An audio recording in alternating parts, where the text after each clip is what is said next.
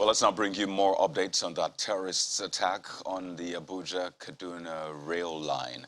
The update we brought you earlier is that so far 7 corpses have been recovered, and we expect NRC to provide manifest to account for all passengers. In the meantime, though, we're joined by our correspondent in Kaduna, who's been covering all the ends of that story. Chimize Enyocha joins us via phone this morning to give us an update. Well, Chimize, quite a night it must have been, a shocker, definitely. But first, do we have a clearer picture of what exactly happened? Okay, thank you. Good morning, Coyote. From the information I got, the 6 p.m. train that took off from Abuja to Kaduna last night was attacked by the bandits around Duse village in Chukun local government area of Kaduna State at around 7:45 p.m. yesterday.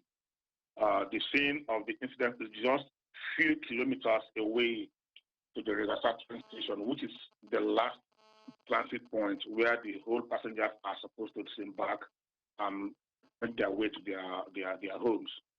But unfortunately, the bandits, as I was told, planted explosive devices along the rail track, and as the train approached to that point, the bomb exploded, thereby causing the train to derail. And from what I gathered, it was at that point that the bandits, who were in their large numbers, immediately started shooting sporadically on the train.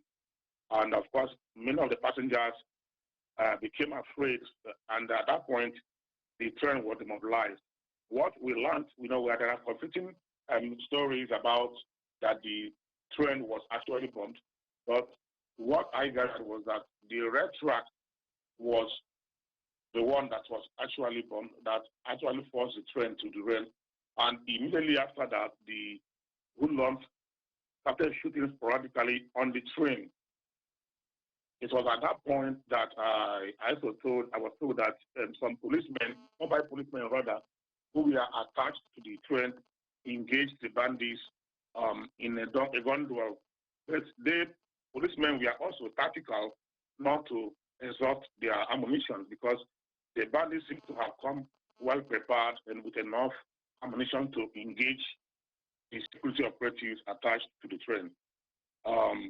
It was at that point that I was told that soldiers were also mobilized to the area, including the GOC of 1 mechanized division.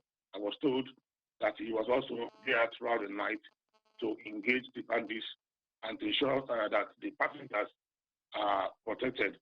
And a passenger told me that it at that point that the bandits somehow retreated, but that is not to say that they didn't go away with some people, which I was told that some people were kidnapped, even a former deputy governor of Zamfara. I don't know how true is the story, but we were told that a former deputy governor of Zamfara State was among the people that were taken away, including a pregnant woman and her son.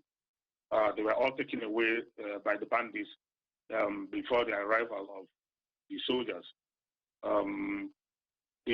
After the whole thing, I was told that they had to stay inside the bush, the passengers under the cover of soldiers till about 1 a.m. This morning, when they were now taken to the main road, that's the Kaduna-Abuja highway, where they walked up to 45 kilometers by foot. They had to walk because there was no way that buses will come into the bush to pick them, so they have to trek from the red track where the incident occurred up to the Abuja-Kaduna highway, which is about 45 kilometers. And it took them about 2 hours, according to my sources, to get to the main road. From there, they were conveyed in buses to the 44 Army Reference Hospital, which is located in the Kaduna State capital, while those who sustained injuries were immediately given medical attention. This is coming on the back of the explosion that you reported in Igabi, the attack on the airport, which was foiled, but sadly, Nama official was killed. And now we have this one, shocking brazen, and it's just heart-wrenching to hear that people may have been kidnapped, people have died, and you know the aftermath alone is just mind-boggling. But it's also been reported that this attack happened for about an hour. In terms of the timeline as to the response, the attack duration, and how this was quelled, what more can you tell us? Well, from what I also gathered, I said earlier on, the incident occurred around 7:45 p.m. Because usually it's a 2-hour train from Abuja to the Gasa train station. So if you minus 7:45, it will give you about 15 minutes to the last transit point, which is the Gasa train station. But what I gathered from my sources was that, don't forget that there are security operatives attached permanently to the train from either from Abuja or from Kaduna to Abuja. So they were the first people that actually engaged, and I was told that around 9 p.m. that the soldiers arrived to the scene around 9 p.m. and immediately engaged the bandits in a gun duel. So if you look at the prompt response for time, it could be an hour or so. And now let's talk about the people on the train, the passengers. Sadly, we've lost some of them. I understand that more are injured. In terms of the casualty figures, the kind of care they're getting right now, and protection as well, what do we know about those passengers? Well, I also gathered that about 6 to 9 people were shot to death, were killed, while several others sustained various degree of injuries. What we don't know is the stable condition of those that were shot. But what I know that some people were killed at that point, because you don't expect a passenger to be not to be scared. But according to what I gathered, that most of them almost passed out because of fear. So there are casualties. But the bottom line is that there were casualties. Those who actually maybe died and those who sustained injury. Well, Chimizi, certainly we're expecting that the NRC will give us the full manifest as we have requested, and hope that we can get clarity of exactly what happened. From what guest told us earlier, it's a 1,100 capacity train, 970 people on board, and this is what we have. We hope we have more details on that. But is there a history to the location of where that attack happened that you can tell us? We gather this for some 30 minutes to Regasa or thereabout. Is there a history to that particular location of where that thing happened? Maybe it's something that could have been foreseen. Well, this is not the first time that a train was attacked along that corridor. You know, if you recall, sometime last year, similar incident occurred. I know that Chimizi, but I'm just saying that specific location. Is there a history to that particular location? Yeah, you know, in Kaduna is one of the affected states where banditry has been on the rise. And where the thing actually happened, Duse is located in Chikun local government area of Kaduna State.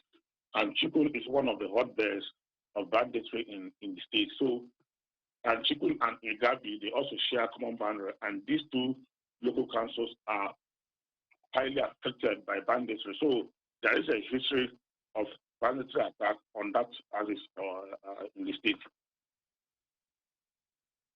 Just one more thing, Chimize. In terms of response, I imagine that the security operatives are on the trail of these terrorists, because you said this is not the first time, and of course they responded. So is there an operation ongoing right now from what you gather? And have you heard anything from the NRC, just to be sure? Well, I have not heard from NRC, but I know that the one division of the Nigerian Army and other security agencies in the state, there are so many operations going on within that Abuja-Kaduna axis. So I was told that since yesterday, they have been deployed not only along the red track, but actually along the Abuja-Kaduna highway and inside the forest, apparently to to take the battle to the enclave of these bandits. It's not as if that the security guys are not doing anything. They are. Even yesterday also, when we went to the Kaduna International Airport to get an update of what actually happened on Saturday when the terrorists killed Nama staff, the troops were also deployed not only at the airport but around the general area where these guys are sometimes, they capitalize on the vulnerability of the citizens of that area. Sometimes they have informants who also give them information about the operational modes of the security agency. So it's becoming a complex situation that if you are dealing with one problem, another one is coming up elsewhere. So you can imagine just on Saturday, they attempted to invade the Kaduna International Airport, and just yesterday again, they attacked an Abuja-Kaduna bound stretch. So something is actually somewhere. The motive is what I do not know. Well, clearly lots of issues to unravel on this one, but I'd like to thank you so much, correspondent in Kaduna, Chimize Enyocha, for those updates. So please get back to us as soon as you have more. And please remain safe yourselves. Thank you.